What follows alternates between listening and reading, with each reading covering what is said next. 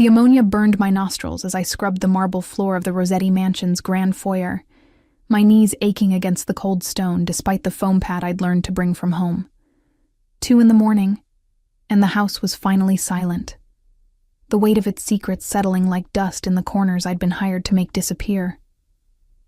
I'd been working here for 6 weeks now, ever since the hospital terminated my nursing license. Whistleblower, they'd called it in the official documentation, though the administrator who'd escorted me out had used far less diplomatic language. Reporting a surgeon's negligence that cost a patient her life apparently made me a problem, not a professional. Now I cleaned the floors of criminals instead of saving lives in sterile corridors, and somehow the irony felt heavier than the industrial mop bucket I pushed from room to room. The Rossetti Mansion was everything my tiny apartment wasn't. Vast, pristine, draped in the kind of wealth that whispered rather than shouted. Persian rugs worth more than my yearly salary. Paintings I recognized from art history classes I'd taken a lifetime ago. Furniture that looked like it belonged in a museum. And bloodstains, though those were rarer than one might expect from a family rumored to control half the city's underground operations. Tonight's mess was in the library, a room I usually avoided because something about the leather-bound books and mahogany shelves made my chest tight with memories of the person I used to be. Before Marcus. Before everything shattered. I adjusted my cleaning cart, wincing as the movement pulled at the bruises on my ribs. 3 days old now, turning from purple to that sickly yellow-green that meant they were healing. Marcus had been particularly angry last time, showing up drunk at my apartment despite the restraining order that existed only on paper. The police officer who'd responded to my neighbor's call had been one of his buddies from the precinct, more interested in buying me coffee and explaining how stressed Marcus had been at work than in actually enforcing the order. "Just give him some space," Officer Davidson had said, his smile too familiar, too knowing. "These things work themselves out if people are reasonable." Reasonable, as if the reasonable response to your ex-husband breaking your ribs was to simply wait for him to calm down. I pushed the cart toward the library, my reflection ghosting across the darkened windows that lined the hallway. 28 years old, and I looked 40, exhaustion carved into every line of my face. My dark hair, once thick and shining, hung limp in a ponytail. The purple crescents under my eyes had become permanent fixtures, souvenirs from the nights I spent lying awake, listening for Marcus's car in the parking lot below. The library door was ajar, which was unusual. The Rossetti family kept most rooms locked when not in use, a security measure that made my job easier since I only cleaned accessible areas. But tonight, a sliver of amber light spilled into the hallway, and as I approached, I caught the copper scent of blood beneath the lemon polish I'd been using. My nursing instincts kicked in before my common sense could stop me. I pushed the door open wider, my eyes immediately scanning for the source of the smell, the potential severity of injury. Adrian Rossetti sat in one of the leather wingback chairs, his white shirt torn and stained crimson across his shoulder and torso. His jacket lay discarded on the floor beside him, along with what looked like a first aid kit, its contents scattered as if he'd tried and failed to tend to himself. His face was pale, jaw tight with controlled pain, and when his eyes met mine, I saw surprise flash through them before the cold mask slammed back into place. "Get out." His voice was rough, commanding despite the obvious weakness in his body. But I was already moving toward him, my hands already assessing the damage with the clinical detachment I'd perfected in the ER. Gunshot wound, my mind catalogued automatically. Entry point in the left shoulder. Exit wound visible through the tear in his shirt. Bleeding controlled but not stopped. No arterial spray, so nothing immediately life-threatening. But the amount of blood on the floor suggested he'd been sitting here for at least 20 minutes. "You need a hospital," I said, kneeling beside the chair and reaching for the first aid supplies he'd attempted to use. "I need you to leave." He tried to shift away from me, but the movement made him hiss through his teeth, fresh blood seeping through his makeshift bandage. I looked up at him, meeting those storm-gray eyes that I'd only glimpsed from a distance during my brief encounters with the family. Adrian Rossetti was the eldest son, the one everyone whispered about in tones that mixed fear with reluctant respect. He ran the family's operations with ruthless efficiency, or so the rumors claimed. Up close, even wounded and vulnerable, he radiated the kind of authority that made people instinctively obey. But I'd spent too many years in emergency rooms to be intimidated by powerful men bleeding all over expensive furniture. "You're going into shock," I told him, already pressing clean gauze against the wound. "Your hands are trembling, your pupils are dilated, and you've lost at least a pint of blood judging by what's on this floor. So you can either let me help you, or you can pass out and I'll call an ambulance anyway." Something flickered in his expression. Not anger, but a calculating assessment that made me suddenly aware of how alone we were, how vulnerable I'd made myself by walking into this room. This man could make me disappear with a phone call, could have me killed and buried where no one would ever find my body. "You're not afraid." He said it like an observation, not a question. "I'm terrified," I admitted, because lying seemed pointless when my hands were already stained with his blood. "But you're injured, and I'm a nurse. Was a nurse. So unless you plan to shoot me with whatever gun made this hole in your shoulder, I'm going to stop the bleeding and figure out if that bullet did any permanent damage." For a long moment, he just stared at me, his breathing shallow and controlled. Then, almost imperceptibly, he nodded. I worked quickly, my training taking over as I cut away the ruined shirt and properly assessed the wound. Through and through, clean exit, no major vessels compromised. He'd been lucky, or maybe just experienced enough to know how to take a bullet without dying from it. The thought should have disturbed me more than it did. "This needs stitches," I said, cleaning the wound with antiseptic that made his jaw tighten further. "And antibiotics. You're at high risk for infection." "Can you do it?" His voice had steadied slightly, some color returning to his face now that the bleeding was under control. I hesitated. Treating him here, like this, was a dozen kinds of illegal. I didn't have a license anymore. Didn't have the right supplies or the proper setting. But the alternative was letting him go to a hospital where questions would be asked, records would be made, and someone like Marcus would have access to information that could be used as leverage. And if I refused, what would Adrian Rossetti do with the cleaning woman who'd seen too much? "I can do it," I heard myself say, "but I need better supplies than this." I gestured at the scattered first aid kit. Sutures, local anesthetic, proper surgical tools. He reached for his phone with his uninjured arm, typed something one-handed, then set it aside. 15 minutes, he said. "My doctor will have everything sent over." Of course he had a doctor on call at 2 a.m. Of course he could summon medical supplies in the middle of the night without raising questions. This was his world, where money and power smoothed over every impossibility. While we waited, I kept pressure on the wound and tried not to think about how warm his blood felt through the gauze, how the scent of his cologne, something woody and expensive, mixed with copper and antiseptic. Tried not to notice the way his eyes tracked my movements with unsettling intensity, as if he were memorizing every detail of my face. "You work nights," he said finally, breaking the heavy silence. "Less chance of running into family members," I replied, focusing on the bandage. "I'm just the cleaning woman. Better if I stay invisible." Yet here you are. "Here I am," I agreed, not sure if it was a statement or an accusation.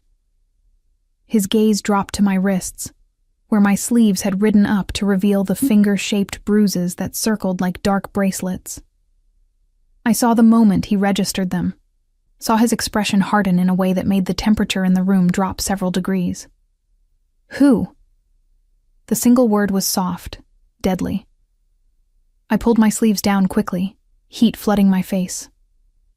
"It's nothing," I'm clumsy, that's all. Hit my arm on the cleaning cart. Those are hand marks, not a question. An observation delivered in a tone that suggested he'd seen enough violence to recognize its signatures. And they're recent. 3, maybe 4 days old. My throat closed up. I'd gotten so good at hiding the bruises, at explaining away the evidence, at making myself small and unnoticeable so no one would look too closely. But Adrian Rossetti looked at everything too closely. It was probably what kept him alive in his line of work. It's handled, I said, which was a lie. Nothing about Marcus was handled. Before Adrian could respond, a soft knock at the library door announced the arrival of his supplies. A man in his 60s entered, carrying a leather medical bag that looked like it had been used for this exact purpose many times before. He took in the scene without visible surprise, his expression professionally neutral, as he set the bag on the side table. "Mr. Rossetti," he greeted, then turned to me. "And you are?" "Ava," Adrian answered before I could. "She's going to stitch me up, show her what she needs." The doctor, whose name I never learned, opened the bag and walked me through its contents with the efficiency of someone who'd done this briefing before. Sutures, local anesthetic, surgical scissors, everything I'd requested and more. He asked no questions about my qualifications, made no comments about the irregularity of the situation, simply provided the tools and stepped back. "I'll be downstairs if you need anything," he told Adrian, then disappeared as quietly as he'd arrived. I numbed the area around the wound, my hands steady despite the surreal nature of the situation. Adrian watched me work, his breathing evening out as the anesthetic took effect, but that unsettling intensity never left his eyes. "You have good hands," he observed as I began the first suture. Steady, confident. 6 years in emergency medicine, I said, focusing on the neat, even stitches I'd done thousands of times before. "You learned to work under pressure. Why nights? Why cleaning?" The questions were casual, but I sensed genuine curiosity beneath them. I could have lied, should have lied, but something about the intimacy of the moment, about having my hands literally inside this dangerous man's flesh, made pretense feel pointless. "I reported a surgeon for negligence. Patient died because he came to work drunk and botched a routine procedure. The hospital buried it, destroyed my career as punishment for making noise." I tied off another suture. "Turns out whistleblowers don't get good references." "And the bruises?" He nodded toward my wrists. "Are those from the hospital too?" My hands faltered for just a second before I forced them steady again. "Ex-husband. He's a police officer. Apparently that makes restraining orders more like suggestions." The silence that followed was different than before, heavier, more dangerous. When I dared glance at Adrian's face, I saw something cold and calculating in his expression, the look of a man doing complex mental arithmetic with other people's lives. "Name," he said softly. "Why?" "Because I'm going to remember it." The promise in those words sent a chill down my spine that had nothing to do with fear. Or maybe it did. But fear mixed with something else, something I didn't want to examine too closely. "Marcus Chen," I said, surprising myself. "Officer Marcus Chen, Precinct 12. Adrian's slight nod was the only indication he'd heard me. I finished the stitches in silence, applied antibiotic ointment, and wrapped his shoulder in clean bandages with the efficiency of someone who'd done this procedure hundreds of times. When I finally stepped back to assess my work, I was satisfied to see that the bleeding had stopped completely, the stitches were even and tight, and he'd regained the color in his face.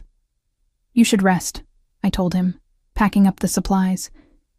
"Keep the wound dry, change the dressing twice daily, and watch for signs of infection. And for God's sake, avoid getting shot again for at least 6 weeks." The corner of his mouth twitched. Almost a smile, but not quite. "I'll try to remember that." I stood, suddenly aware of how my knees ached from kneeling on the floor, how my ribs throbbed from the awkward position I'd held while working. The adrenaline that had carried me through the last hour was fading fast, leaving behind the familiar exhaustion that had become my default state. "I should finish cleaning," I said, looking at the blood-stained floor, the scattered medical supplies, the evidence of violence that would need to disappear before morning. "Leave it." Adrian's command was quiet, but absolute. "Marco will handle it. You're done for tonight." I wanted to argue that this was my job, that I needed the money, that walking away from a mess felt wrong in a way I couldn't articulate. But my body was screaming for rest, and the thought of my narrow bed in my tiny apartment suddenly seemed like the most appealing thing in the world. "Okay," I agreed, gathering my cleaning cart. I was almost at the door when his voice stopped me. "Ava." I turned, finding him still seated but somehow more commanding than before, despite the bandages and the pallor that still clung to his features. "Thank you," he said, and something in the way he said it made those two simple words feel weighted with meaning I couldn't quite grasp. "You're welcome," I replied, and left before I could say anything else, before I could acknowledge the way my heart was racing, or the strange sense that something fundamental had just shifted in the careful balance of my life. I took the service elevator down to the staff area, changed out of my blood-stained uniform, and signed out with the night security guard who barely glanced up from his phone. The city was quiet as I waited for my bus, the kind of deep silence that only exists in the hours before dawn, when even the criminals have gone home to sleep. My phone buzzed as the bus pulled up. A text from an unknown number. "Make sure you eat something. Blood loss makes people forget to care for themselves." I'm assuming the same applies to those who treat it. I stared at the message, my thumb hovering over the delete button. Adrian Rossetti had my number, had somehow gotten it in the brief time between my leaving his library and my reaching the bus stop. The implications of that should have terrified me, but instead I felt something else. Something dangerously close to gratitude for someone noticing I existed beyond my utility. I didn't respond. Didn't know what I would say even if I wanted to. Just pocketed my phone and watched the city blur past the bus windows as it carried me toward home, toward the apartment where I'd lie awake listening for Marcus's car, toward another day of pretending I was fine when everything inside me was broken. But as I finally crawled into bed, just as the sun was beginning to rise, I couldn't stop thinking about storm-gray eyes that had looked at my bruises and asked, "Who?" in a voice that promised retribution. Couldn't stop wondering what it meant that Adrian Rossetti had remembered my name, had thanked me, had texted to make sure I was taking care of myself. Couldn't stop feeling like I'd just stepped across some invisible line, and there was no going back to the careful invisibility I'd cultivated. I fell asleep finally, my last conscious thought, a whispered prayer, that I hadn't just made the worst mistake of my life, by allowing Adrian Rossetti to see me as something more than the cleaning woman who scrubbed away the evidence of his violent world. Morning came too soon, dragging me from restless sleep with the insistent buzz of my alarm. I'd managed maybe 3 hours, interrupted by dreams of blood on marble floors and gray eyes that followed me through shadowed corridors. My ribs ached as I sat up, a sharp reminder of Marcus's last visit, and for a moment, I just sat on the edge of my bed, trying to summon the energy to face another day. The apartment was silent, except for the muffled sounds of my neighbors starting their morning routines. Mrs. Chen in 3B was running her vacuum cleaner. The college students in 3C were arguing about someone's turn to buy milk. Normal sounds, safe sounds. The soundtrack of a life that didn't involve treating gunshot wounds at 2 a.m. I checked my phone out of habit, scrolling past the usual notifications until I reached last night's text from Adrian. "Make sure you eat something." I'd fallen asleep without responding, without even fixing myself the sandwich I'd planned to make. My stomach growled now, empty and acidic, but the thought of food made me nauseous. The bruises on my wrists had darkened overnight, the purple deepening to almost black in some places. I traced them absently, remembering Marcus's grip, the way he'd squeezed until I'd cried out, until he'd gotten whatever satisfaction he'd been seeking from my pain. Officer Davidson had been right about one thing. Marcus was stressed. The corruption investigation into Precinct 12 was making everyone nervous, and Marcus had always channeled his anxiety into his fists. My phone buzzed again. Another unknown number, but the message made my blood run cold. I know you've been talking to someone. We need to meet. Tonight. Usual place. Don't make me come find you. Marcus. Of course. He always knew somehow. Always sensed when I was pulling away or finding strength I wasn't supposed to have. I'd learned not to question how he tracked me, how he seemed to know my movements before I made them. Cops had resources. Cops had friends who looked the other way while they violated restraining orders and terrorized their ex-wives. I deleted the message, my hands shaking. The usual place was the parking lot behind the Chinese restaurant where we used to get takeout, back when I still believed he could change, back when I still thought love was supposed to hurt like this. I wouldn't go. Couldn't go. But Marcus didn't take no for an answer, and my refusal would only make the next encounter worse. The bathroom mirror showed me what 3 hours of sleep and 6 years of systematic destruction looked like. I'd been pretty once, or at least that's what people had told me. Now I just looked tired, hollowed out, a ghost wearing the skin of someone who used to have dreams beyond survival. I showered quickly, letting the hot water soothe my aching muscles, then dressed in my day uniform. Jeans, a long-sleeved shirt despite the warmth, sneakers that let me move fast if I needed to. The bruises were hidden, the exhaustion masked behind makeup I'd gotten too skilled at applying. Invisible again, the way I needed to be. The Rossetti mansion looked different in daylight, less imposing but somehow more real. I arrived through the service entrance as always, signing in with the day security guard who actually looked at me this time, his expression curious. "Heard you helped Mr. Adrian last night," he said, his tone neutral but his eyes sharp. "That true?" Word traveled fast in this house. I should have expected that. "He was injured," I said carefully. "I have medical training." It seemed like the right thing to do. The guard nodded slowly, as if my answer had confirmed something. "Right thing," he echoed. "Yeah, just be careful, okay? The family appreciates loyalty, but they also remember everything. Every favor, every debt, every person who sees too much." The warning was clear, even if the threat behind it remained unspoken.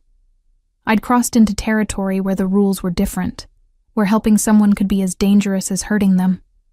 I spent the morning in the East Wing, far from the library where I'd left Adrian last night. The work was mindless, meditative almost. Dust, polish, vacuum, move to the next room. My body knew the routine so well I could let my mind wander, though wandering meant circling back to the same questions over and over. Would Marcus really come looking for me if I didn't show up tonight? Would he make good on his threats? And what did it mean that Adrian Rossetti had my number, had texted me, had looked at my bruises with that cold, calculating expression that promised something I didn't dare name? Ava. The voice made me jump, my heart leaping into my throat. I spun to find Adrian standing in the doorway of the sitting room I'd been cleaning. He wore a dark shirt that concealed the bandages on his shoulder, his hair damp as if he'd recently showered, and he moved with careful precision that suggested the wound hurt more than he was letting on. "Mr. Rossetti," I said, my voice coming out steadier than I felt. "You should be resting. I've rested enough." He stepped into the room, and I was suddenly aware of how we were alone, how the rest of the house felt miles away despite being just down the hall. "How are your ribs?" The question caught me off guard. "I'm sorry?" "You winced last night when you knelt to treat my shoulder, and again when you stood, broken or bruised." I should have lied, should have deflected, but something about the directness of his question, the way he looked at me like he could see through any excuse I might offer, made me tell the truth. Bruised. He cracked them before, a few months ago, but they healed. This time he was more controlled. Adrian's expression didn't change, but something in the air around him shifted, went cold and still like the moment before a storm breaks. Controlled, he repeated softly. Interesting word choice. He's a police officer, I found myself explaining, though I wasn't sure why I felt the need to. He knows exactly how hard to hit to leave marks that fade, how to hurt without leaving evidence that lasts. And the restraining order?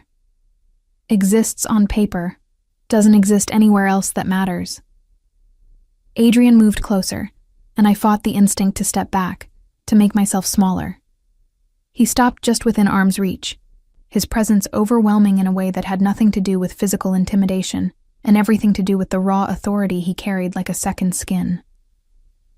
"The supplies I gave you last night," he said. "The medical bag, keep it. I can't. You can. You will. Not a request. And if you need more supplies, if you need anything, you'll tell me." I stared at him, trying to understand what was happening, what this was. Gratitude for treating his wound? Or something more complicated, more dangerous? Why? The question slipped out before I could stop it. Because you helped me without hesitation.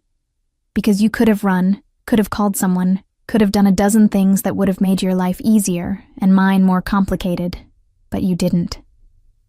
He paused. And because no one should have to hide bruises under long sleeves in summer.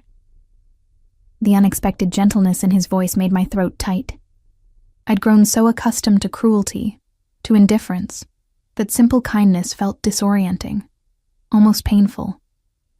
"I should get back to work," I said, because I didn't know what else to say, how else to respond to this man who'd somehow seen me when I'd spent months perfecting the art of being invisible. "Of course." He stepped back, giving me space. "But Ava, the offer stands. Whatever you need." He left before I could respond, his footsteps fading down the hallway. And I stood alone in the sitting room, my heart racing and my mind spinning with questions I didn't have answers for. The rest of the day passed in a blur of routine tasks and mounting anxiety. 5 o'clock came, then 6, the time Marcus had set for our meeting creeping closer with each passing minute. I could ignore it, could pretend I'd never seen the message. But that would only delay the inevitable, and delayed consequences with Marcus were always worse. At 7:30, I clocked out and took the bus toward the Chinese restaurant, my stomach churning with dread. The parking lot was dark when I arrived, only a few cars scattered across the cracked asphalt. Marcus's truck was parked in the far corner, and I could see his silhouette in the driver's seat, waiting. Every instinct screamed at me to run. But I'd learned that running only made him angrier, more determined. So I walked across the parking lot on legs that felt like water, each step an act of will. I was 10 feet from his truck when another car pulled up, a sleek black sedan with tinted windows. It stopped between me and Marcus, blocking his view, and the rear door opened. "Get in," Adrian's voice, calm and commanding from inside the car. I hesitated, looking between the sedan and Marcus's truck, torn between two types of danger. Then Marcus's door opened, and the decision was made. I slid into the sedan, and it pulled away before Marcus could reach us, his shouts of rage fading as we accelerated onto the main road. "What are you doing?" I demanded, finally finding my voice. "How did you even know I was here?" Adrian sat beside me in the back seat, his expression unreadable in the dim interior light. "I've been having you followed since last night. For your safety." "You've been what?" Anger flared hot and sudden, cutting through my fear. "You have no right." "I have every right when it comes to protecting people under my roof." His voice remained calm, reasonable, which somehow made it worse. "You work for me. That makes you my responsibility." "I'm not your responsibility. I'm not anyone's. I'm just..." being stalked by a dirty cop who uses his badge to terrorize you. He leaned forward slightly. Tell me I'm wrong. I wouldn't, because he wasn't wrong, and we both knew it. Marcus will be furious, I said instead. He'll think I set him up. He'll do nothing. Not to you. Not anymore. The certainty in Adrian's voice should have been comforting. Instead, it terrified me, because it meant Adrian Rossetti had decided I was his concern, and I knew enough about powerful men to understand that being someone's concern could be its own kind of cage. Where are you taking me? I asked quietly. Somewhere safe. Somewhere he can't find you tonight. And despite everything, despite the fear and the confusion and the anger, I felt something inside me uncoil just slightly. Exhaustion rushed in to fill the space that constant vigilance had occupied, and for the first time in months, I allowed myself to close my eyes and breathe without listening for footsteps, without bracing for pain. The car carried us through the city, away from everything familiar, towards something unknown and potentially dangerous. But for tonight, for this moment, unknown felt like mercy, and Adrian Rossetti's protection felt less like a cage than the first real shelter I'd had in longer than I could remember. The safe house wasn't what I expected. I'd pictured something sparse and industrial, all bare concrete and utilitarian furniture. Instead, the car pulled up to a brownstone in a quiet residential neighborhood, the kind of place where young professionals lived and argued about parking spaces, where children played in postage stamp yards behind wrought iron fences. This is yours? I asked as Adrian helped me out of the car, his hand at my elbow more steadying than restraining. One of several properties. This one isn't connected to the family in any obvious way. He guided me up the steps to the front door, which he unlocked with a key from his pocket. No one will look for you here. The interior was surprisingly warm. Exposed brick walls, hardwood floors, furniture that looked lived in rather than staged. A kitchen with granite counters opened onto a living room, with built-in bookshelves and a fireplace. Through an archway, I glimpsed a bedroom with a queen-sized bed covered in a thick duvet that looked impossibly soft. There's food in the kitchen, clothes in the bedroom closet that should fit you more or less. Adrian moved to the windows, checking the locks with practiced efficiency. The doors and windows have sensors. If anyone tries to come in, I'll know immediately. You're safe here, Ava. Safe. The word felt foreign, like trying on a coat that belonged to someone else. I couldn't remember the last time I'd felt truly safe, the last time I'd gone to sleep without fear as my constant companion. For how long? I asked, setting down the small bag I'd grabbed from my locker at work, the one that contained a change of clothes and the few possessions I kept with me at all times, just in case. As long as necessary. He turned from the windows to face me, and in the warm lamplight, I could see the shadow of pain in his expression, the way he held his injured shoulder slightly higher than the other. Until we figure out a more permanent solution to your Marcus problem. We? I echoed. There is no we. This isn't your fight. You made it my fight when you stitched up my shoulder instead of calling the police. His voice was calm, matter of fact. Actions have consequences, Ava. Sometimes the consequence is that people feel obligated to return the favor. I wanted to argue, to insist I hadn't asked for his protection, hadn't wanted to be pulled into whatever this was. But exhaustion was winning, dragging me under like a riptide, and the bedroom through that archway called to me with its promise of actual rest. Why do you even care? The question came out smaller than I'd intended, vulnerable in a way that made me want to take it back immediately.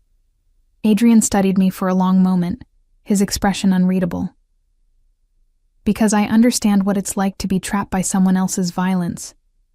Because you didn't hesitate to help me when you had every reason to walk away. And because... He paused, something shifting in his eyes. Because you deserve better than hiding bruises and jumping at shadows. The simple statement, delivered without pity or judgment, hit me harder than Marcus's fists ever had. I felt my carefully constructed walls cracking, felt tears burning behind my eyes that I refused to let fall. Not here. Not in front of this dangerous stranger who'd somehow decided I was worth protecting. "You should check your stitches," I said instead, deflecting the emotion I couldn't process. "Make sure there's no infection starting." A ghost of a smile touched his lips. "Always the nurse." "Was the nurse," I corrected automatically. "No." He shook his head slightly. "You'll always be the nurse, Ava. That's not something a piece of paper can take away from you." Before I could respond, his phone buzzed. He glanced at it, his expression hardening. "I need to handle something. Make yourself comfortable. There's a number by the phone. Direct line to me. Use it if you need anything." He left before I could thank him, the door closing softly behind him, and I was alone in this borrowed sanctuary, this temporary respite from the chaos my life had become. I explored the space like a guilty trespasser, half expecting someone to burst in and demand to know what I thought I was doing here. The kitchen was fully stocked, including herbal tea and the kind of crackers that settle nervous stomachs. The bathroom had thick towels and expensive soap that smelled like lavender and sage. And the bedroom closet did indeed contain women's clothing in approximately my size, ranging from casual jeans and sweaters to elegant dresses that looked like they'd never been worn. I showered, letting the hot water run longer than I should have, washing away the residue of fear and Marcus's parking lot and the strange, overwhelming events of the past 24 hours. When I finally emerged, wrapped in a towel that was softer than any I'd ever owned, I found food on the kitchen counter. Soup still steaming in a ceramic bowl, fresh bread, a note in Adrian's precise handwriting. "Eat. Rest. Don't think too hard about tomorrow. Just be here. Now. Safe." I ate the soup standing at the counter, too restless to sit, too anxious to fully relax despite the comfort surrounding me. My phone sat on the counter beside the bowl, and as I ate, it buzzed repeatedly. Marcus, no doubt, furious at being stood up, at the mysterious car that had taken me away from him. I turned it off without reading the messages, unwilling to let his anger poison this brief moment of peace. The bed was as soft as it looked, the sheets cool and clean against my skin. I lay there in the darkness, listening to the unfamiliar sounds of this neighborhood, the absence of my usual background noise of traffic and shouting neighbors, and for the first time in months, possibly years, I let myself cry. For the career I'd lost, for the woman I used to be, for the bone-deep exhaustion of being afraid all the time. Sleep came eventually, heavy and dreamless, and when I woke to sunlight streaming through the bedroom windows, I had to orient myself for several confused moments before remembering where I was, how I'd gotten here. My phone, when I turned it on, showed 37 missed calls and too many texts to count, all from Marcus. I scrolled through them with clinical detachment, cataloging the progression from anger to threats to something that might have been concern if I didn't know better. "Where are you? This isn't funny. You're making a mistake. I know someone took you. Tell me who. I can protect you better than anyone else. You need to come home. I'm sorry about last time. You know I don't mean it." The last one almost made me laugh. Almost. Because Marcus was sorry, in his own way. Sorry he'd hurt me badly enough that I might actually leave for good. Sorry his control was slipping. But never sorry enough to stop, to change, to be the man he'd pretended to be when we first met. A knock at the door made me jump, my heart racing before I heard Adrian's voice. "It's me." I wrapped myself in one of the robes I'd found in the closet and opened the door to find him standing there with coffee and a bag from a bakery I recognized from my old neighborhood, the one I used to walk past every morning on my way to the hospital. "How did you know?" I asked, accepting the coffee that smelled exactly how I liked it, strong, with just a splash of cream. "I pay attention." He set the bakery bag on the counter. Blueberry muffins, if I remember correctly. You used to buy one every Thursday before your shift. The realization that he'd known me before last night, that he'd somehow noticed me during my invisible existence as his cleaning woman, sent a strange chill through me. Not fear, exactly. Something more complicated. You're being followed around the clock now, he continued, pouring himself coffee from the second cup he'd brought. Discreet surveillance, but comprehensive. Marcus can't get to you without me knowing about it first. That's a lot of resources for someone who just cleans your floors. You're more than that. He met my gaze steadily. You became more than that the moment you chose to help me instead of protecting yourself. I wanted to argue. To insist that helping him had been instinct, not choice, certainly not some kind of binding agreement. But the truth was more complicated, wasn't it? I had chosen, had seen a man bleeding, and decided his life mattered more than my safety, my anonymity, my carefully maintained invisibility. Marcus knows someone has me, I said, showing him some of the texts. He's going to dig. He's going to find out it was you. Let him. Adrian's voice held no concern, only cold certainty. Let him come looking. I have plenty to say to Officer Marcus Chen. The way he said it, so calm and final, made me understand with sudden clarity that Adrian didn't just intend to protect me from Marcus. He intended to eliminate Marcus as a threat entirely. And in Adrian's world, elimination might very well be literal. Don't. The word came out sharper than I'd intended. Whatever you're thinking, don't. Marcus is violent and cruel and corrupt, but he's still a person. Still someone's son, someone's colleague. I won't have more blood on my hands because of him. Adrian studied me for a long moment, his expression unreadable. You have blood on your hands? The question was too perceptive, too close to the wound I kept bandaged deep inside. The patient who died because of that surgeon's negligence? She was only 32, had a daughter. I knew he was impaired, knew he shouldn't be operating, but I didn't say anything until it was too late. Until she was bleeding out on the table and there was nothing anyone could do. So yes, I have blood on my hands, and I won't add more. You reported him after, Adrian said softly. You cost yourself everything to make sure he couldn't hurt anyone else. That's not having blood on your hands, Ava. That's trying to wash it off. The gentleness in his voice threatened to undo me completely. I set down my coffee with shaking hands, wrapping my arms around myself in an instinctive gesture of protection. I need to call work, I said, changing the subject because I couldn't handle the weight of his understanding. Tell them I'm sick. I can't afford to lose this job. Already handled. I called in a personal favor. You're on paid leave for the next 2 weeks. Family emergency. He hesitated, which gives us time to figure out a more permanent solution. Us, I repeated. That word again, the one that implied partnership, where none should exist. There is no us, Adrian. You're doing this out of some sense of obligation. But I can't, I won't, let you upend your life for mine. Too late. He moved closer, close enough that I could smell his cologne, see the dark stubble along his jaw, notice the way his left shoulder remained slightly elevated to protect the wound I'd stitched.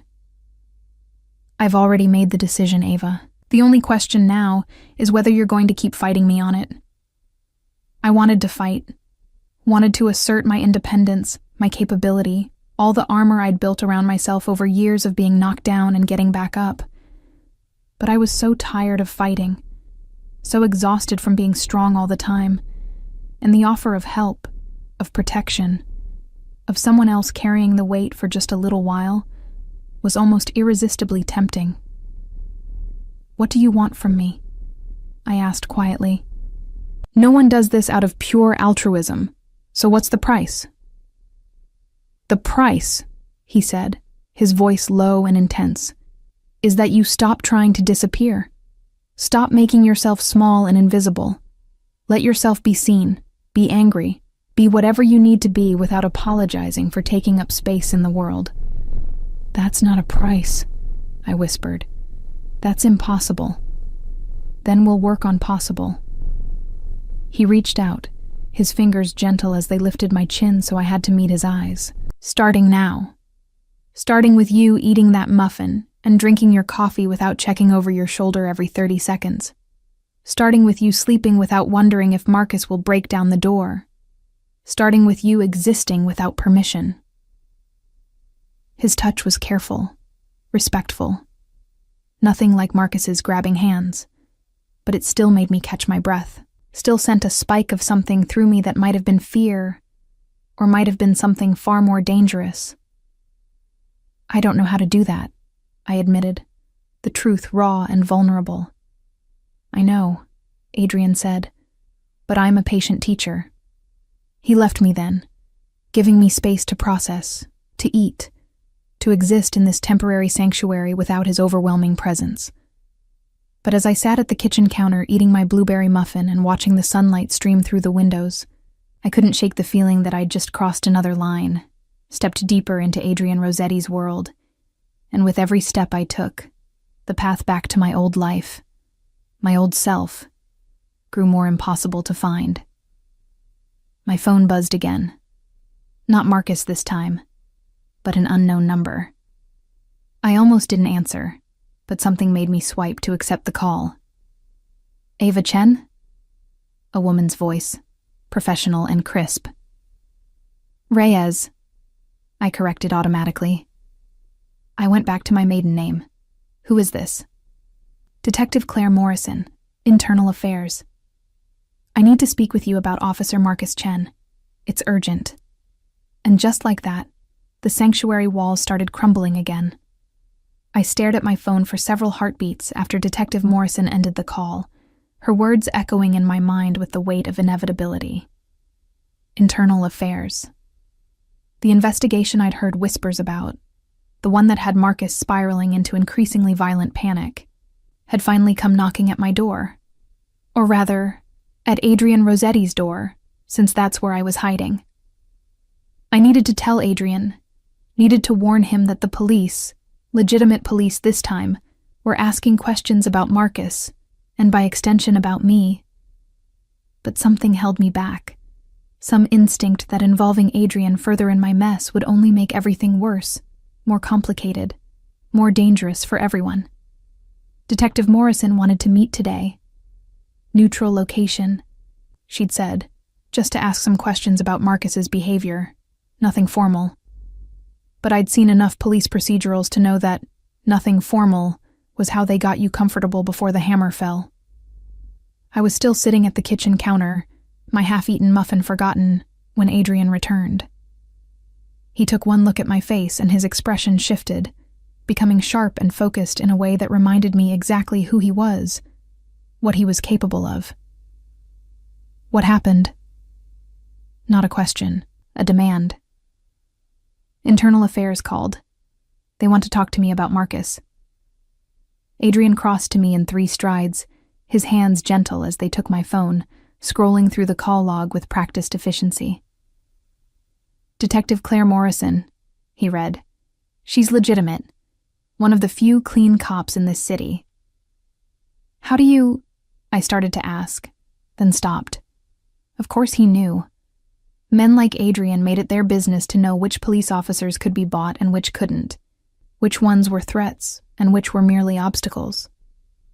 When does she want to meet? He asked, handing back my phone. This afternoon, 2 o'clock at a coffee shop in the financial district. You're going. It wasn't a question, but I answered anyway. I have to. If I don't show up, they'll just find another way to get to me. And I don't want them coming here, connecting you to any of this. Something flickered in his expression. Approval, maybe, or respect for the logic. You'll go, he agreed, but not alone, and not without preparation. He spent the next hour coaching me through what to say, what not to say, how to read Detective Morrison's questions for the real information she was seeking. It was like getting a masterclass in verbal self-defense from someone who'd clearly danced this particular dance many times before. They're building a case against Marcus, he explained, sitting across from me at the kitchen table. Probably started with the corruption investigation at his precinct, and branched out when they saw his behavior patterns. They need witnesses, preferably ones with documentation of his abuse. I don't have documentation, I said quietly. I have bruises that fade and memories that no one believes. You have medical training. You know what to look for, how to describe injuries in clinical terms that carry weight. Use that. He leaned forward, his intensity focused entirely on me. And Ava, don't protect him. Not now, not when they're finally paying attention. The drive to the financial district took 30 minutes, Adrian's driver navigating through midday traffic with the kind of efficiency that suggested he'd done high-speed chases before. Adrian sat beside me in the back seat, close enough that I could feel the heat of his body, far enough that I didn't feel crowded. She might ask about me, he said, as we approached the coffee shop, about how you went from your apartment to a safe house in less than 24 hours.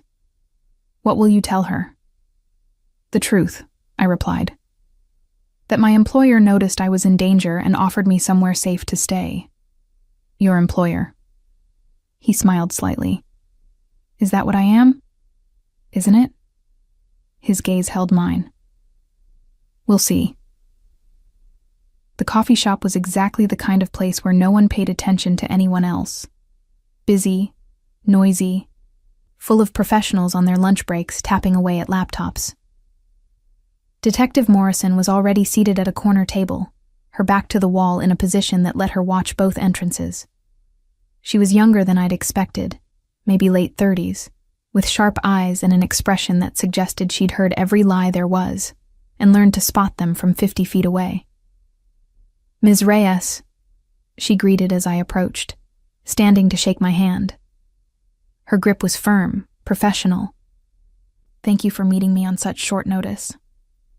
I slid into the chair across from her, hyper-aware of Adrian's presence, even though he'd remained in the car, trusting me to handle this alone. Or testing me. I wasn't sure which. What's this about? I asked, even though I knew.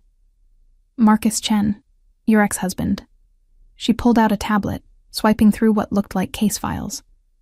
How long have you been separated? Officially, 8 months. Unofficially, he's never accepted that we're done. Can you elaborate on that? This was it. The moment where I could finally tell someone who might actually have the power to do something about Marcus, who might believe me instead of explaining away his violence as stress or miscommunication or my own oversensitivity. So I told her everything. The escalating abuse during our marriage, the way he used his badge to intimidate me, the restraining order that existed only on paper, the friendly officers who responded to my calls and somehow always concluded nothing was wrong. I described the bruises in clinical detail, the broken ribs, the fear that had become my constant companion. Detective Morrison listened without interrupting, taking notes occasionally but mostly just letting me talk, unspooling the story I'd kept locked away for so long. Why didn't you document any of this? She asked when I finally ran out of words. Photographs, medical records, anything that could substantiate your claims. Because I was afraid. The simple truth. Because Marcus told me what happens to people who cross him. Because every time I tried to report something, his friends in the department made it clear that no one would believe me over a decorated officer. She nodded slowly, as if I'd confirmed something she already suspected. Ms. Reyes, I need to ask you about the past 48 hours. According to Marcus's statement, you were supposed to meet him 2 nights ago but never showed up. He claims you've been abducted. Abducted, I repeated, the word tasting bitter. Is that what he's calling it? He's made an official missing persons report, Filed it yesterday morning after you didn't show up for work. She paused. But you're clearly not missing. So where have you been? This was the dangerous question. The one Adrian had warned me about. The one that could drag him into an investigation he definitely didn't want to be part of. My employer noticed I was in danger and offered me a safe place to stay. That's all. Your employer. Detective Morrison's gaze sharpened. And who would that be? Does it matter? I'm an adult. I'm not missing. I'm choosing not to go home because my violent ex-husband knows where I live. It matters, she said carefully. If the person providing your safe house has their own history with law enforcement, it matters if you've gone from one dangerous situation to another. She knew. Somehow, she'd already figured out my connection to the Rossetti family. Maybe she'd seen the security footage from the mansion. Maybe she had sources inside the organization. Either way, lying would only make things worse. Adrian Rossetti offered me a place to stay after he became aware of my situation, I said, keeping my voice steady. He hasn't asked me for anything in return, hasn't threatened me or coerced me. He's simply providing a service to someone in need. Adrian Rossetti doesn't do anything without expecting something in return, Detective Morrison said bluntly. You understand that, right? Whatever his reasons for helping you, they serve his interests somehow. Maybe, I acknowledged. But right now his interests align with me staying alive and unharmed, which is more than I can say for the police department that's employed Marcus for 8 years without once questioning his behavior. The words came out sharper than I'd intended, edged with years of frustration and fear. Detective Morrison didn't flinch, just nodded as if I'd made a valid point. You're angry, she observed. You have every right to be. The system failed you, Ms. Reyes, multiple times. I'm trying to correct that failure, but I need your cooperation. What kind of cooperation? Testimony, on record. About Marcus's abuse, about the corruption you've witnessed in how his colleagues handled your complaints. We're building a case that goes beyond just him, looking at the whole culture of protection and retaliation at Precinct 12. My hands started shaking. I pressed them flat against the table, willing them to stop. If I testify, Marcus will know. He'll find out, and He's currently on administrative leave, pending the outcome of our investigation. His badge and gun have been confiscated. He can't hurt you, Ms. Reyes. But she didn't understand. Marcus didn't need a badge to hurt me. He had friends, connections, people who owed him favors. And now, if I testified against him, I'd be painting a target on my back that no safe house could fully protect. I need time, I said finally, to think about this, to understand what I'd be getting into. Detective Morrison pulled out a business card, sliding it across the table. Take all the time you need. But Ms. Reyes, the longer you wait, the more opportunities Marcus has to influence witnesses, destroy evidence, or worse. The window for justice is always smaller than we'd like. She left before I could respond, disappearing into the lunch crowd with practiced efficiency. I sat there for several minutes, staring at her business card, the weight of the decision pressing down on me like physical force. When I finally returned to the car, Adrian took one look at my face and didn't ask questions, just handed me a bottle of water and let the silence stretch between us as we drove back to the safe house. It wasn't until we were back inside, the door locked and the security system armed, that he finally spoke. What did she want? My testimony against Marcus, against the whole culture of corruption at his precinct. And what did you say? That I needed time. I collapsed onto the couch, suddenly exhausted despite having done nothing more strenuous than drink coffee and relive my worst memories. She doesn't understand what she's asking. If I testify, if I go on record, Marcus will never stop coming for me. Badge or no badge, he'll find a way. Adrian sat beside me, close enough that our shoulders almost touched. Then we make sure he can't. We, I said again, that word that kept appearing, binding us together in ways I didn't fully understand. Why do you keep saying we? This isn't your fight, Adrian. You've already done more than anyone could reasonably expect. You think I'm doing this out of obligation? He turned to face me fully, his expression intense. You think I'm tracking Marcus, housing you, preparing to go to war with a corrupt police officer because I feel like I owe you? Isn't that what this is? No. He reached out, his fingers gentle as they traced the fading bruise on my wrist. This is me recognizing something rare. Someone who helped me without hesitation, without asking for payment, without expecting anything in return. Someone who looked at me bleeding on my own floor and saw a person who needed help, not a criminal to be feared or a resource to be exploited. I'm a nurse, I whispered. It's what I do. You were a nurse, he corrected, echoing my earlier words back to me. Now you're someone trying to survive, and I'm offering you a way to do more than just survive, Ava. I'm offering you a way to actually live. By testifying against Marcus, by becoming a witness in a corruption investigation, that's not living, that's painting a target on my back. The target's already there. His voice was gentle, but firm. The only question is whether you let Marcus keep you running, keep you afraid, or whether you stand and fight with someone powerful enough to protect you. I wanted to believe him, wanted to trust that Adrian Rossetti's protection was real, that his interest in me was genuine, that I wasn't trading one dangerous man for another.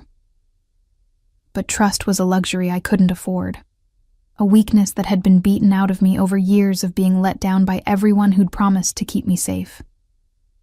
I need to think, I said, pulling away from his touch, even though part of me wanted to lean into it, wanted to accept the comfort he was offering. This is too much, too fast. A week ago, I was invisible. Now I'm caught between internal affairs and a mafia boss and my violently obsessive ex-husband. I need time to process. Take what time you need, Adrian said, standing. But Ava, while you're processing, know this. I don't lose. When I decide something is mine to protect, I protect it. And whether you believe it yet or not, you became mine the moment you chose to help me instead of running. He left me alone then, retreating to whatever business demanded his attention, and I sat in the borrowed safety of his safe house, turning Detective Morrison's card over and over in my hands. The truth was, I wanted to testify. Wanted to see Marcus face consequences for once in his life. Wanted to stop being afraid every time I heard footsteps behind me or saw a police car on the street. But wanting something and being brave enough to reach for it were two entirely different things. My phone buzzed with a text. Unknown number, but the message made my blood run cold. I know where you are. I know who you're with. If you think Adrian Rossetti can protect you from me, you're more naive than I thought. Come home, Ava. This is your last warning. Marcus. Of course. He'd always found ways around every barrier I tried to put up. Always had sources and connections that made privacy impossible. I showed the text to Adrian when he returned an hour later. He read it once, his expression hardening, then made a phone call in rapid Italian that I couldn't follow, but whose tone made clear someone was about to have a very bad day. He doesn't know where you are, Adrian said, after ending the call. He's fishing, trying to scare you into revealing your location, but it's time to move you anyway. Somewhere he can't triangulate even if he gets access to cell tower data. Move me where? The estate. My family's compound north of the city. Private, secure, and very difficult to assault even with police resources. The estate, where I'd be even deeper in Adrian Rossetti's world, even further from any path back to normal life. But normal life was a fantasy anyway, wasn't it? Normal life had never existed for me, just varying degrees of fear and different sources of danger. "Okay," I heard myself say. "When?" "Tonight. Pack light. Anything you need can be provided there." As I gathered the few belongings I'd brought to the safe house, I caught my reflection in the bedroom mirror. Still exhausted, still marked by violence and fear, but something in my expression had changed. There was steel there that hadn't existed a week ago, a determination that felt both foreign and familiar, like discovering muscles I'd forgotten I had. Tomorrow I would decide about Detective Morrison, about testifying, about whether to finally stand and fight or keep running. But tonight, I would let Adrian Rossetti take me somewhere even more dangerous than where I'd been, and try to trust that this time, maybe this time, the person promising to protect me actually meant it. The car arrived as the sun was setting, painting the safe house in shades of gold and crimson that felt oddly prophetic, like watching a world burn so another could be born from its ashes. I climbed into the back seat beside Adrian, leaving behind the temporary sanctuary that had given me my first real rest in months, and tried not to think about the fact that every step deeper into his world made it harder to imagine a future that didn't somehow include him. The Rossetti estate materialized from the darkness like something from a Gothic novel. Stone walls, wrought iron gates, sprawling grounds that seemed to extend forever into the shadowed countryside. We'd driven for over an hour, leaving the city lights behind until there was nothing but dark trees and empty road, the kind of isolation that could feel like safety or like being completely cut off from the world, depending on your perspective. I couldn't decide which it felt like to me. "It's intimidating at first," Adrian said, as the gate swung open, triggered by sensors I couldn't see. "But you'll get used to it." The main house emerged from the tree line, illuminated by strategically placed lights that made the limestone facade glow against the night sky. It was enormous, 3 stories of classical architecture with wings extending to either side, and what looked like separate buildings scattered across the grounds. Not a home, an empire headquarters disguised as a residence. "How many people live here?" I asked, my voice small in the leather interior of the car. "The family maintains apartments in the main house. My parents, my younger brother Marco, my sister Elena when she's not at university. Then there's household staff, security team, maybe 30 people on the property at any given time. 30 people, 30 witnesses to whatever this situation was, whatever I was becoming by accepting Adrian's protection. The weight of it pressed down on my chest, making it hard to breathe. Adrian must have sensed my panic, because his hand found mine, warm and solid. "You're not a prisoner here, Ava. You can leave whenever you want. But while you're here, you're family. Under my family's protection. That means something in my world." Family. The word was so foreign, so impossibly distant from anything in my experience.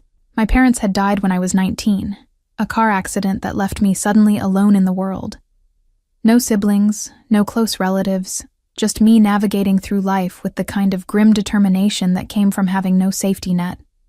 And Marcus had isolated me so completely during our marriage that friends had fallen away one by one until I couldn't remember the last time someone had called just to check on me, to hear my voice, to care whether I was okay.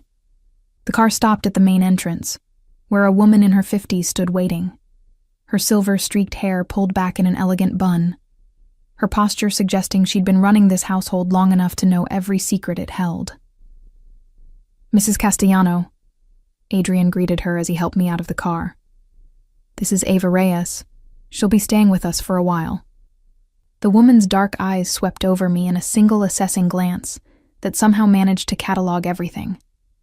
The cheap clothes, the exhaustion, the barely healed bruises on my wrists that my sleeves didn't quite cover. But when she spoke, her voice was warm, without judgment. "Welcome, Miss Reyes. I'm Rosa Castellano, the estate manager. Mr. Adrian has asked me to prepare the guest suite in the East Wing for you. If you need anything at all, day or night, you have only to ask." The kindness in her voice threatened to undo me completely, I managed a shaky, "thank you," and followed her into the house, trying not to gawk at the grand foyer with its marble floors and crystal chandelier, the sweeping staircase that looked like it belonged in a museum. Adrian walked beside me, a steady presence as Mrs. Castellano led us through corridors that seemed to extend forever, past rooms whose purposes I could only guess at. Finally, we reached the east wing, where she opened a door to reveal a suite that was larger than my entire apartment had been. A sitting room with comfortable furniture and a fireplace. A bedroom with a 4-poster bed dressed in linens that looked impossibly soft. A bathroom with a deep soaking tub and a shower big enough for 3 people. And through French doors, a private balcony overlooking gardens I couldn't see clearly in the darkness, but could smell. Roses and jasmine and something else. Something green and alive.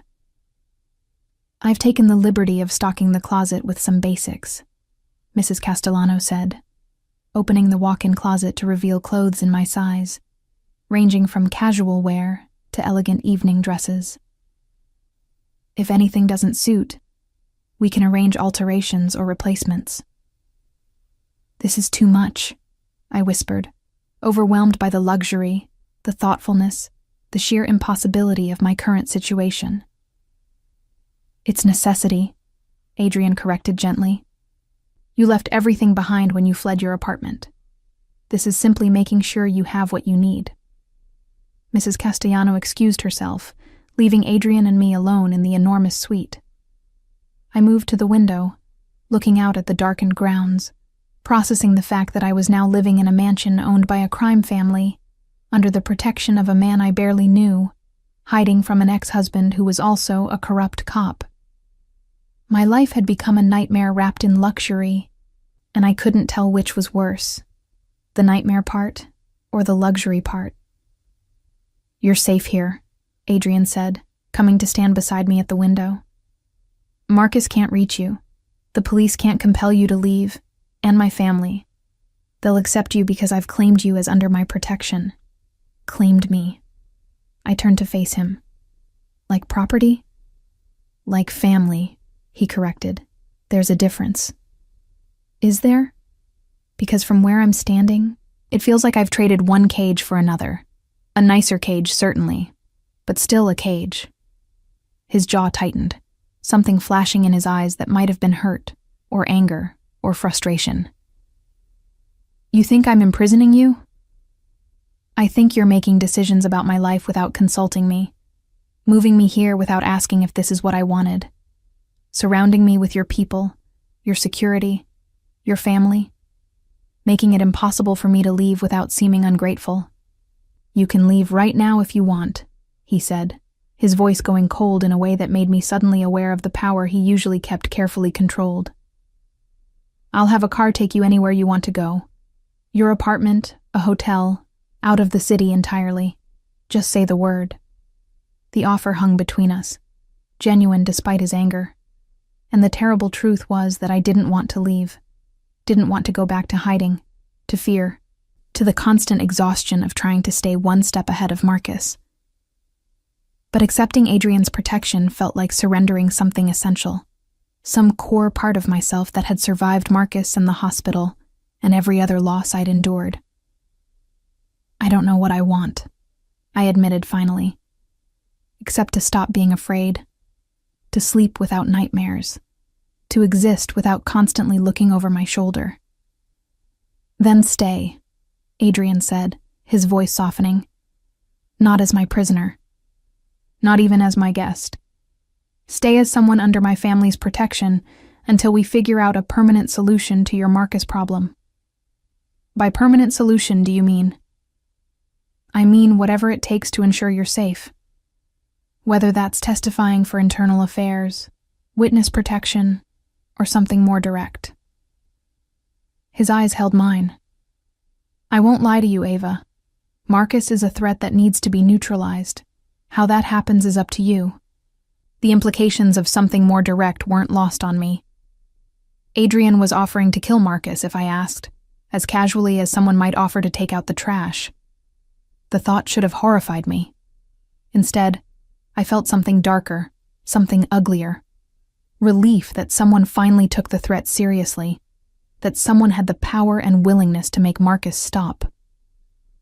"I need to think," I said, pulling away from the window, from Adrian's overwhelming presence, about testimony, about what happens next. But I can't think clearly when I'm this tired. "Sleep then." He moved toward the door. "Tomorrow we'll talk more. Tomorrow you can meet my family, see the estate in daylight, start making actual decisions instead of just reacting to crisis after crisis." He was almost gone when I called his name. "Adrian?" He turned, his hand still on the doorknob. "Thank you," I said quietly, "for all of this. Even if I don't fully understand it, even if I'm not sure I deserve it. Thank you." Something in his expression softened. The cold, dangerous man retreating to reveal someone more human underneath. "You deserve more than this, Ava. More than protection offered because you stitched up a gunshot wound. More than hiding in safe houses and making impossible choices between bad options. Someday, I hope you'll believe that." He left, and I was alone in the enormous suite, surrounded by luxury I'd never be able to afford on my own, protected by a family whose very name inspired fear throughout the city. I should have felt like a prisoner. Should have felt trapped, manipulated, drawn into something dangerous and wrong. Instead, for the first time in years, I felt something dangerously close to hope. I explored the suite more thoroughly, finding thoughtful details everywhere. Herbal tea in the kitchen area, lavender bath salts, books on the nightstand that matched my tastes. Someone, probably Mrs. Castellano at Adrian's direction, had paid attention to the tiny details that made a space feel welcoming rather than just expensive. The bath was exactly what I needed. Hot water and lavender steam easing the tension from muscles that had been locked tight for so long, I'd forgotten what relaxation felt like. I let myself soak until the water cooled, trying not to think about testimony or Marcus, or the fact that I was now living in a crime boss's family estate. Sleep came surprisingly easily. The bed as soft as it looked, the silence of the countryside so different from my apartment's constant noise. I dreamed, but for once they weren't nightmares. Just fragments of memory mixed with present reality. Adrian's gray eyes, and Marcus's fists, and Detective Morrison's business card, all swirling together in ways that made no logical sense.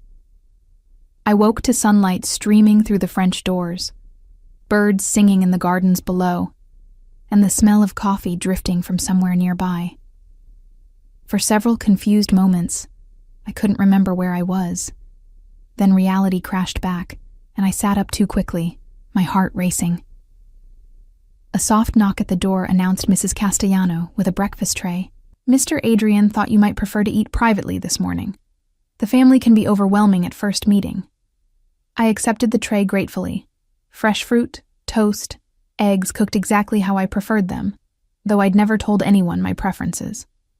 Coffee with just a splash of cream. Orange juice freshly squeezed, judging by the pulp. "How did he know?"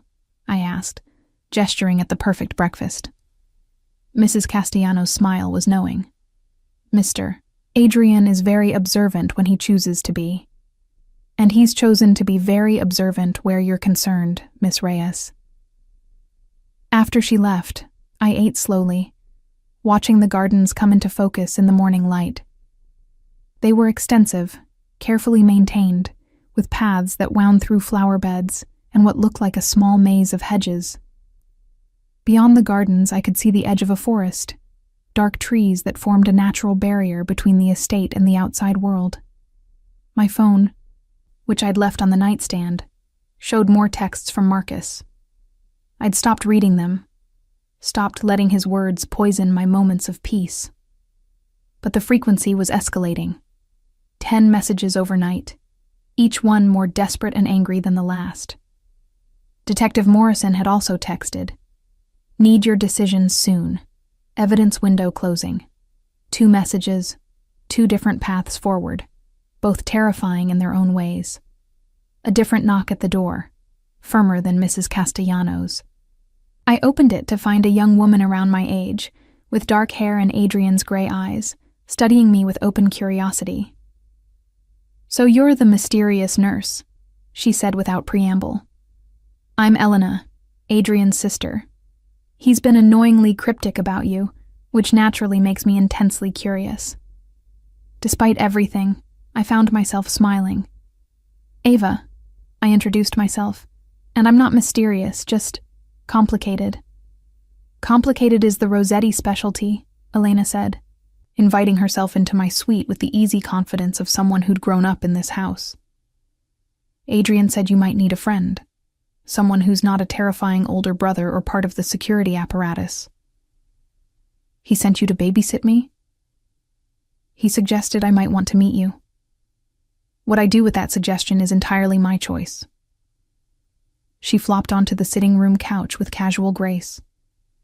"So, abusive ex-husband who's a cop, internal affairs investigation, hiding in my family's home while Adrian makes ominous plans about neutralizing threats. Did I miss anything?" Her directness was refreshing, shocking after so many weeks of careful words and hidden meanings. "That's pretty much it," I admitted. "Though you make it sound almost manageable when you say it that way." "Nothing about the situation is manageable, which is probably why Adrian's involved. He's terrible at leaving problems alone, especially problems involving people he's decided to care about." Elena studied me with those sharp gray eyes. "And he's decided to care about you, Ava. I haven't seen him this focused on another person's welfare since our mother got sick." The revelation made something twist in my chest. He barely knows me. He knows you helped him when you didn't have to, knows you've been hurt and are still fighting. That's enough for Adrian. Once he decides someone is worth protecting, he's absolutely relentless about it. We talked for over an hour, Elena drawing out my story with a combination of genuine interest and tactical questioning that made me wonder if interrogation skills ran in the family. But unlike Marcus's aggressive questioning or Detective Morrison's professional probing, Elena's curiosity felt like actual care, actual interest in me as a person rather than as a piece in some larger game. "You should testify," she said finally, after I'd explained Detective Morrison's offer. "Not because it's safe, because it's definitely not, but because you'll never really be free of Marcus until he faces consequences. And if Adrian's offering his protection while you do it, that's the best chance you'll ever have." "Your brother can't protect me from everything," I argued. "If Marcus has friends in the department, if they decide I'm more trouble than I'm worth, then they'll learn what happens when you threaten someone under Rossetti protection." Elena's smile was sharp, dangerous, a glimpse of the family steel beneath her friendly exterior. "My brother doesn't make idle promises, Ava. If he says you're safe here, you are. The only question is whether you trust that enough to take the risk." Trust. That impossible luxury I couldn't afford. But as I looked at Elena, at her open expression and her obvious belief in her brother's power, I felt something shift inside me. Maybe trust wasn't something you earned through certainty. Maybe it was something you chose, despite uncertainty, because the alternative was staying frozen in fear forever. "Okay," I heard myself say. "I'll do it. I'll testify." Elena's smile was brilliant, victorious. "Good. Adrian will be relieved. He's been pacing like a caged animal since you arrived, trying to figure out how to convince you without pressuring you." "He's been pacing?" "For hours. It's very entertaining. My brother is not accustomed to caring what other people think or do. You've thoroughly disrupted his carefully controlled world, Ava. I approve." She left shortly after, promising to return later for dinner where I'd meet the rest of the family. "Fair warning," she called from the doorway. "My parents are intense, and Marco is going through a phase where he thinks intimidation is charming. Don't let them overwhelm you." Alone again, I pulled out Detective Morrison's card and my phone, staring at them while my heart raced with equal parts fear and determination. One phone call, one decision, and my life would change irrevocably, for better or worse. I dialed before I could change my mind. Detective Morrison, this is Ava Reyes. I've made my decision. I'll testify. Detective Morrison arrived at the estate the following morning, her professional composure only slightly ruffled by the armed security guards who flanked her from the gate to the main house. I watched from my balcony as Adrian met her at the entrance, their body language suggesting a conversation that was cordial but wary, two predators acknowledging each other's territory. I'd spent the night after making my decision alternating between relief and terror, my mind playing out every possible scenario from Marcus's arrest to my own mysterious disappearance if things went wrong. Elena had stayed with me through dinner, introducing me to her parents, Dominic and Sophia Rossetti, who had examined me with the same calculating intensity their son possessed. They'd asked no questions about my presence, simply accepted Adrian's explanation that I was under family protection, and treated me with a courtesy that somehow felt more binding than any explicit promise. "This is your choice," Adrian had reminded me before leaving my suite last night. "If you change your mind, we find another way." But I hadn't changed my mind. For the first time in years, I was choosing to fight instead of run, and the decision felt terrifyingly right. Now, watching Detective Morrison's determined stride as she entered the house, I understood there was no going back. Whatever happened next would reshape my life completely, burning away the woman I'd been and revealing whatever emerged from the ashes. Mrs. Castellano knocked softly. "Miss Reyes? Detective Morrison is in the library. Mr. Adrian asks if you're ready." Ready. Such a simple word for such a monumental question. "Yes," I said, surprised by how steady my voice sounded. "I'm ready." The library was exactly what I'd expect from a family like the Rossettis. Floor-to-ceiling bookshelves filled with leather-bound volumes, comfortable chairs arranged before a massive fireplace, and the kind of quiet that made you want to whisper. Detective Morrison sat in one of the chairs, a recorder and several files spread on the table beside her. Adrian stood by the window, his posture relaxed, but his attention completely focused. "Ms. Reyes." Detective Morrison greeted me, standing. "Thank you for agreeing to this. I know it's not easy." "Nothing about this situation has been easy," I replied, taking the chair across from her. "But it's time Marcus faced consequences for his actions." What followed was 3 hours of the most difficult conversation I'd ever had. Detective Morrison walked me through everything systematically: the escalation of violence during my marriage, the specific incidents I could remember with dates and details, the times I'd called for help and been dismissed by Marcus's friends in the department. She asked for medical records I didn't have, documentation I'd been too afraid to create, evidence that had faded with bruises and broken bones that healed. "Your testimony alone might not be enough," she admitted, after I'd exhausted my memory. "We need corroboration, other witnesses, something concrete that ties Marcus to a pattern of abuse and the departmental culture that protected him." "I have something," Adrian said from his position by the window. He'd remained silent throughout my testimony, but now he moved to the table, pulling out his phone. Security footage from the parking lot where Marcus attempted to meet Ava 3 nights ago.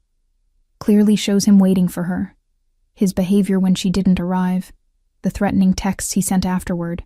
Detective Morrison's eyes sharpened. "You've been surveilling Officer Chen?" "I've been protecting Ava," Adrian corrected smoothly. "Marcus's actions while under observation are simply a consequence of that protection. This footage would be inadmissible in court without a warrant." "But it would give you probable cause to obtain that warrant, wouldn't it?"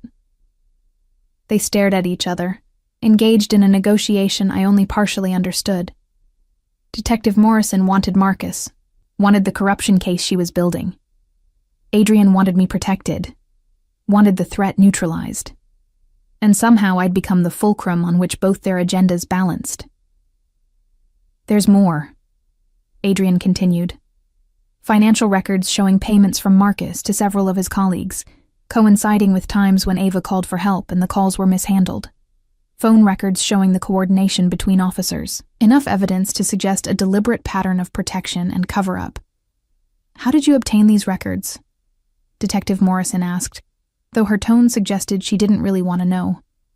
I have resources, and an interest in ensuring Ava's safety, which requires understanding the full scope of the threat she faces. The detective studied him for a long moment, then nodded slowly. Send me everything.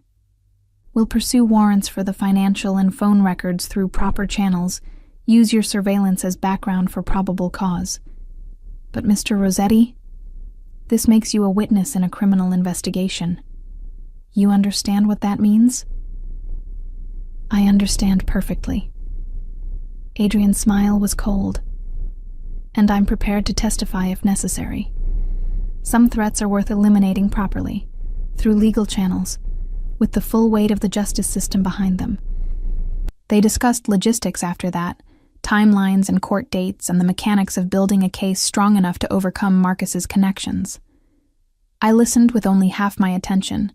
The rest focused on processing what Adrian had just revealed. He'd been collecting evidence against Marcus for days, building a case, preparing to use his considerable resources to ensure my ex-husband faced consequences. He'd been planning this since the moment I'd told him Marcus's name. Detective Morrison left an hour later, a flash drive of evidence in her possession, and a promise to move quickly. Officer Chen will be formally suspended pending investigation within 48 hours, she said as she was leaving. After that, things will move fast. Are you prepared for what comes next? I thought about Marcus's rage when he learned I'd testified, the escalation that would inevitably follow. Thought about court appearances and cross-examinations, and having every detail of my worst moments exposed to public scrutiny. Thought about the target this would paint on my back, making me a symbol of everything Marcus's colleagues had worked to keep hidden. I'm prepared, I said, and meant it. After the detective left, Adrian and I stood alone in the library, the weight of what we'd set in motion hanging between us. You've been planning this, I said. Not an accusation, just an observation. Since I told you about Marcus, you've been building a case against him. Yes. Why didn't you tell me?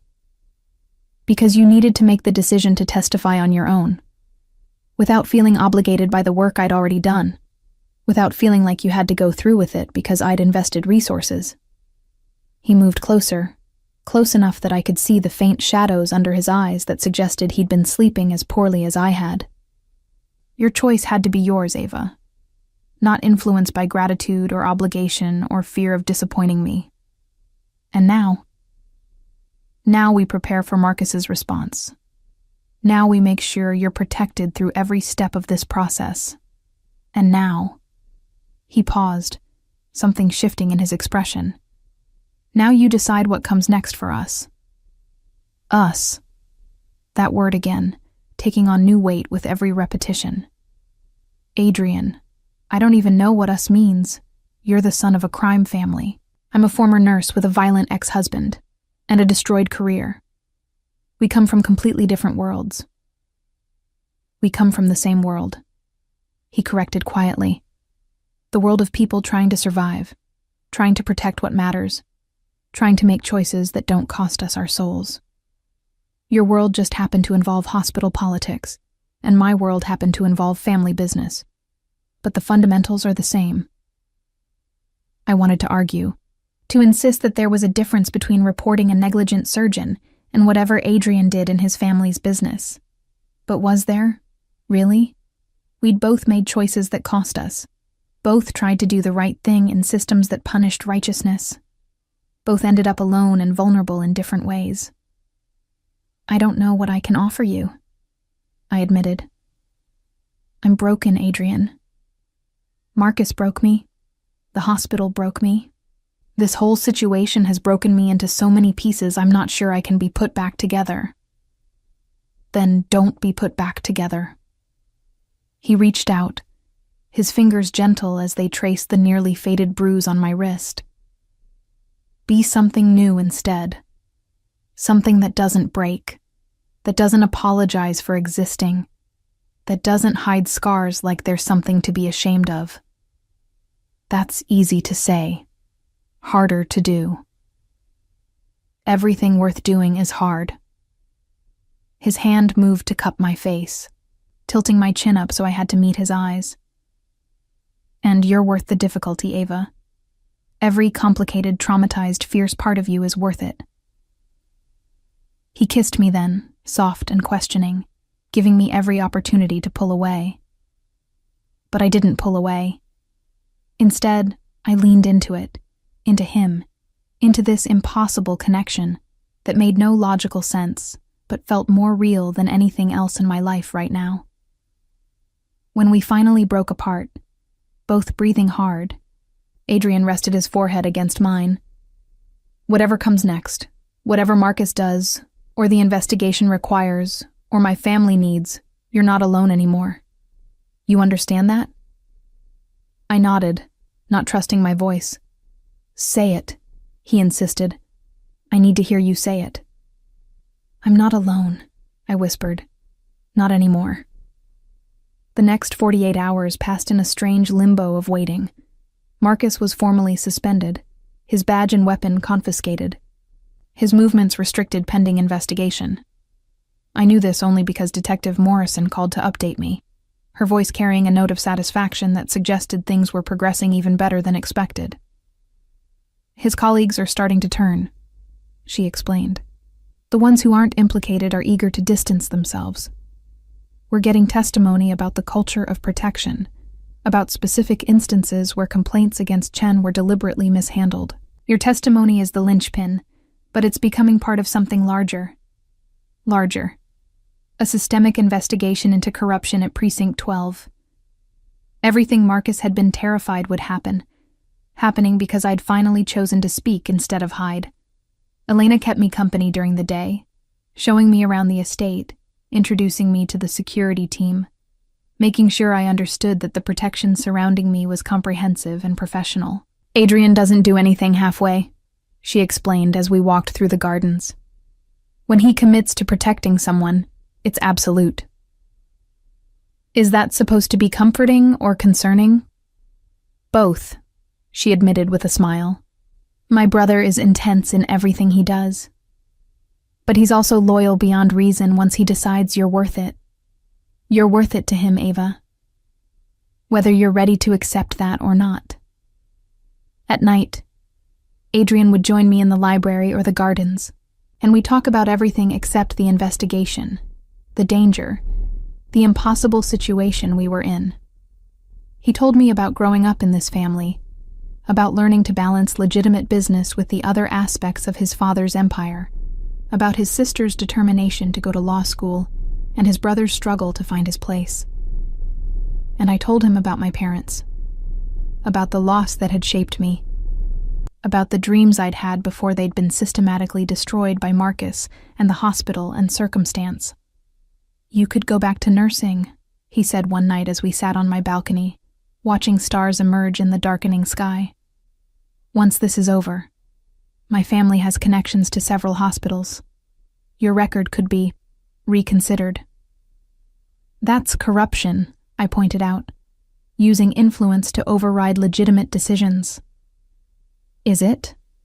Or is it correcting an injustice, giving someone a second chance they deserve? He took my hand, his thumb tracing patterns on my palm. Not everything my family does is bad, Ava. Sometimes we use our power to actually help people who've been failed by the systems that are supposed to protect them. I wanted to believe him.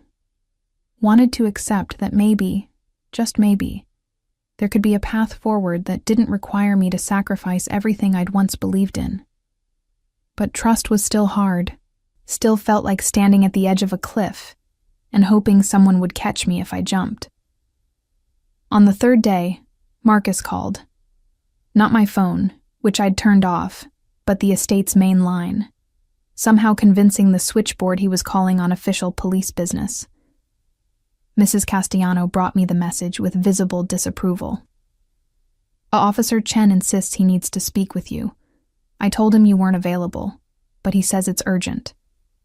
It's not urgent, I said. It's harassment. Please tell security not to put through any more calls from him. But Marcus didn't give up so easily. The text started again, dozens of them, his tone escalating from pleading to angry to threatening. You're making a mistake. They're lying to you about me. I can explain everything if you just talk to me.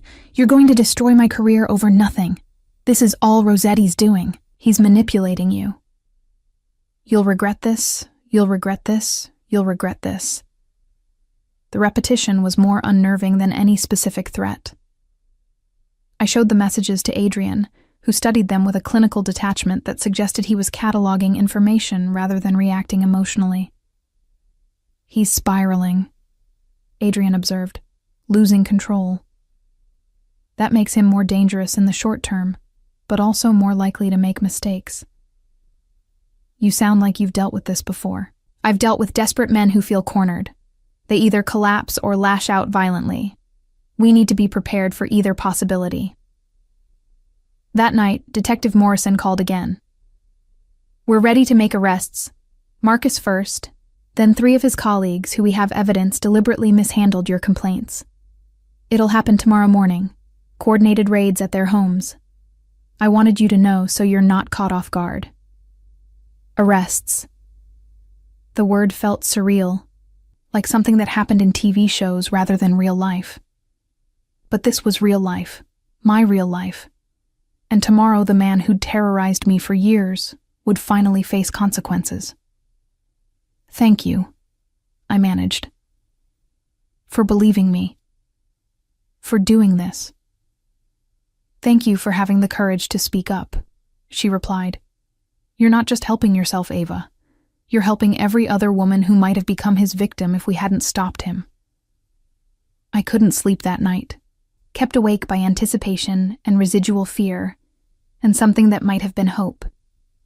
Around midnight, I gave up trying and went downstairs, following the sound of quiet music to the library where I found Adrian at his desk, working through papers by lamplight. Can't sleep? He asked without looking up. Too much in my head. I moved to the window, looking out at the darkened grounds. Tomorrow changes everything. Tomorrow changes some things, he corrected, setting down his pen. But not everything that matters. What matters? He stood, crossing to me with that fluid grace that still made my breath catch despite everything. You matter. Your safety matters. The fact that you chose to fight instead of run matters. Everything else is just logistics. Just logistics, I repeated, almost laughing. Arrests and testimony and a man who wants to kill me. Just logistics. Yes. His hands settled on my shoulders, warm and grounding. Because logistics can be managed, problems can be solved, threats can be eliminated. But you, Ava Reyes, you're irreplaceable. That's what matters. I turned in his hold, looking up at him, seeing in his expression the same intensity that had frightened me the first night I'd stitched his shoulder. But now it didn't frighten me. Now it felt like being seen, really seen, for the first time in years. I don't know how to do this, I whispered. How to let someone care about me without waiting for the other shoe to drop, for it all to turn violent, or disappear, or reveal itself as manipulation. You learn, he said simply. Day by day, moment by moment. You let me prove that I mean what I say, that when I promise protection, I deliver it, that when I say you matter, I follow through with actions, not just words. And if I can't learn, if I'm too broken to trust anyone ever again, then I'll be patient. I'll wait. I'll prove it over and over until maybe, eventually, it starts to sink in that some people actually mean it when they say they care. His hands moved to cradle my face. I'm not Marcus, Ava. I'm not the hospital administrators who destroyed your career. I'm not anyone who's ever let you down. I'm someone who sees what you are and wants to protect it, not because I own you, but because the world needs more people who help strangers bleeding on library floors. He kissed me again, deeper this time, with an intensity that made my knees weak. And I let myself fall into it. Let myself believe for just this moment that maybe, there could be something after survival. Something better than just hiding and healing and hoping not to get hurt again. When we finally broke apart, both breathing hard, Adrian held me close, and I let myself lean against him. Let myself accept comfort I didn't think I deserved. "Stay with me tonight," he said quietly, not for anything except not being alone. Because tomorrow is going to be hard, and sometimes being alone makes hard things impossible. I should have said no, should have maintained boundaries, protected myself, kept some distance between us. But I was so tired of being alone, so exhausted from always being strong, that the offer of simple companionship felt more tempting than any luxury he'd provided. "Okay," I whispered. "Tonight, I'll stay." We spent the night in the library, talking and not talking, falling asleep eventually on the large sofa with me curled against his chest and his arms wrapped protectively around me. No expectations, no pressure, just two damaged people finding comfort in not facing the darkness alone. I woke at dawn to find him watching me, his expression soft in the early light. "Today Marcus gets arrested," I said, the reality settling over me like a weighted blanket. "Today Marcus faces consequences," Adrian corrected. "And you take the first real step toward being free." He was right. Today wasn't an ending. It was a beginning. The beginning of testimony and trials and every painful detail of my marriage being exposed to scrutiny. The beginning of living openly instead of hiding. Of fighting instead of running. Of trusting that maybe, just maybe, I deserved protection and care, and someone who wouldn't hurt me. My phone buzzed with a message from Detective Morrison. "Arrests underway. Chen in custody. You did this, Ava. You made this happen." I showed it to Adrian, who smiled with genuine warmth. "See? You did this. Not me, not my resources, not my family's influence. You chose to speak up, to fight back, to refuse to be a victim anymore. Everything else was just supporting that choice." For the first time in years, possibly ever, I felt something close to pride. Not in what had happened to me, but in how I'd chosen to respond. In the fact that I'd survived, had stitched a stranger's gunshot wound at 2 a.m, had accepted help when I needed it, and had finally chosen to stop running.